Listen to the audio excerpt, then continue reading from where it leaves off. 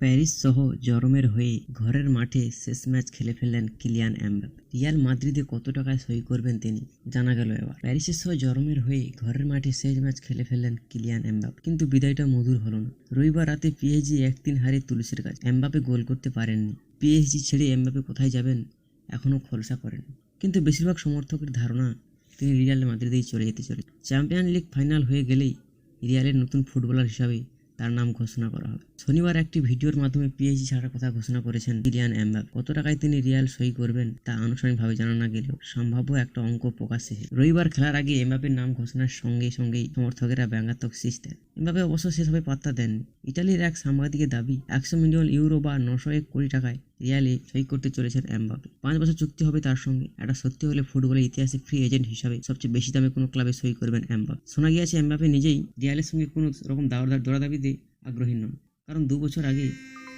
বছর আগেই তাকে সই করতে চেয়েছিলেন রিয়াল, কিন্তু তা পারেননি। শেষ মুহূর্তে তা ভেস্তে যায়। তাই এবার এমবাপ্পে কোনো রকম জেদ করতে চাইছেন না। এমনকি রিয়ালে যাবেন বলে প্রিমিয়ার লিগের কোনো ক্লাবের সঙ্গেও কথা বলেননি।